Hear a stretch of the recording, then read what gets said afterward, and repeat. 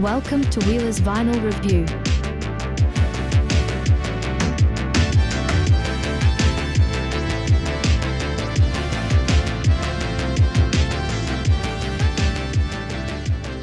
When the needle drops and the sound comes true, it's time for Wheeler's Vinyl Review.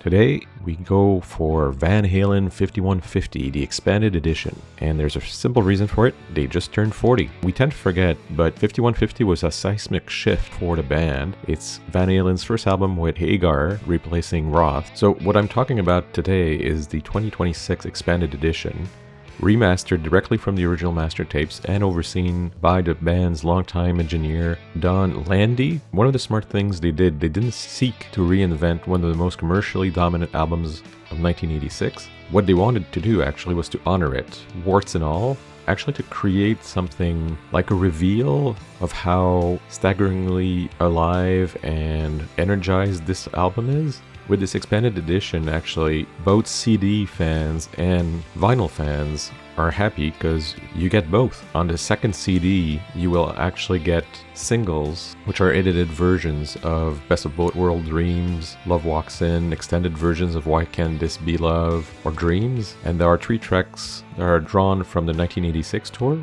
That being said, Van Halen fans will probably go for this offer because of CD3, which is a previously unreleased full concert recording from the band that actually took place on August 27, 1986.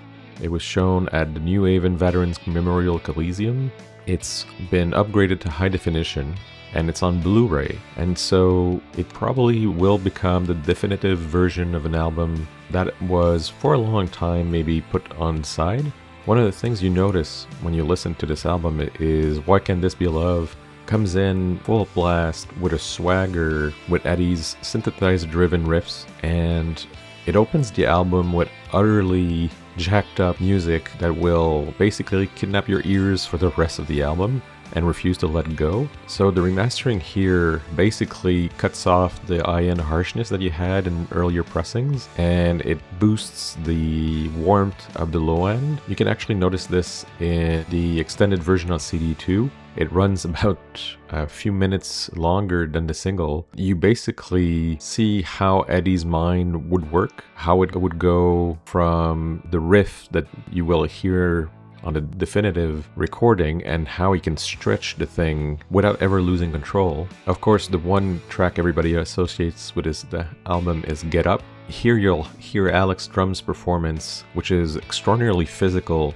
You'll hear the snare cracking with a presence that was somewhat buried in the original mix. And Hagar's vocal delivery here is very raw, but it's also very electric. And Dreams, of course, has become almost a hymn of Van Halen songs even 4 decades later. On this album, you really hear the chorus a lot better than you did on the original pressings. Eddie's guitar line weaves around the synths a lot better. It's a masterclass of how he was able to play with emotional dynamics, and the remaster was really done well. And it's also done in a way that a lot of modern remasters aren't, in the sense that the stereo field is what's important. Nowadays things are mostly thought in surround, if you pardon the image. We think in movie terms rather than in music terms.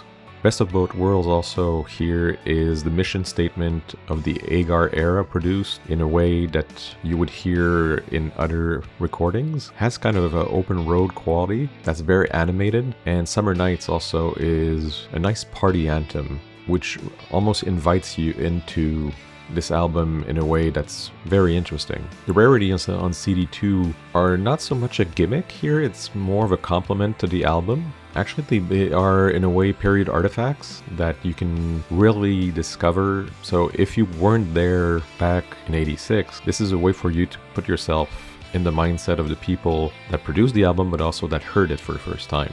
The remaster is done in a way where you really feel the reverence to the source tapes. The one thing that all of you CD fans want to know, and I'll tell you right now, is that he resisted the loudness war tendency that affected most of the remasters of the last 20 years. So he's letting the dynamic range of the original recording almost intact. Eddie's guitar breathes, has physical weight. Anthony's bass, which is in this era rather underappreciated part of the classic Van Halen sound, can actually be heard really well. Plus, you have a liner note booklet of about 24 pages, including a collection of band photography with backstage passes, tour memorabilia, tape box reproduction, the works. So if you're wondering, if I have all Van Halen stuff, do I need this album?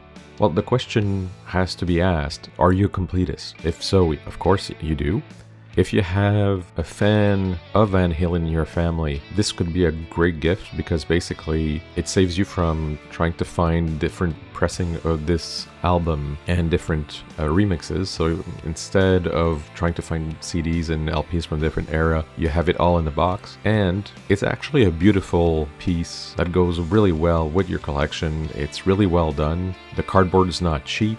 You're basically paying a premium for all this great stuff, but take into consideration that you're getting an LP, 3 CDs, 1 Blu-ray, and a huge booklet of 20 pages and a few other things amongst the kit. So frankly, this is really worth it, both for the sound and for the object itself. This was Wheeler's vinyl review.